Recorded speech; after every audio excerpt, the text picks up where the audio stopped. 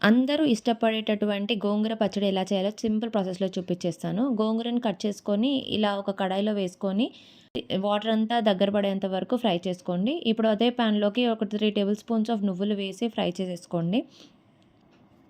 ఇప్పుడు అదే కడాయిలోకి ఒక 2 టేబుల్ స్పూన్స్ ఆయిల్ వేసి పచ్చిమిర్చి, కరివేపాకు అలాగే కొత్తిమీర ఒక కొన్ని వెల్లుల్లిపాయలు వేసి మంచిగా వేయించుకోండి.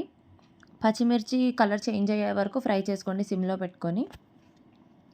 దీంట్లో కొంచెం కారం ఎక్కువే వేసుకోండి. నువ్వులు వేస్తాం కాబట్టి పచ్చడి చప్పబడిపోతుంది. ఇవి చల్లారేలోపు మనం నువ్వులు గ్రైండ్ చేసుకుందాము.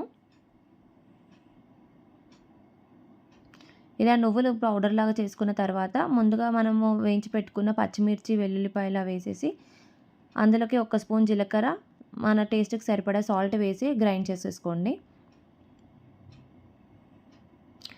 ఎక్కువ మెత్తగా చేయకండి. కొంచెం కోర్స్‌గానే బ్లెండ్ చేయండి. తర్వాత మనం ముందుగా ఉడికించి పెట్టుకున్న గోంగూరను కూడా వేసి పేస్ట్ చేసుకోండి. ఇప్పుడు దీన్ని పోపెట్టేసుకుంటే సరిపోతుంది. పోపులోకి ఆవాలు, జీలకర్ర, పసుపు అలాగే కరివేపాకు వేసి ఫ్రై చేసుకోండి. మీకు కావాలంటే ఎండుమిర్చి అలాగే ఇంగువ కూడా వేయొచ్చు. ఇప్పుడు దీంట్లోకి పచ్చడి వేసి కలిపేసుకొని ఆ పచ్చి ఆనియన్‌ని కట్ చేసుకొని వేసుకోండి. చాలా సింపుల్‌గా, టేస్టీగా ఎంతో రుచిగా ఉంటుంది. మీరు కూడా ట్రై చేయండి.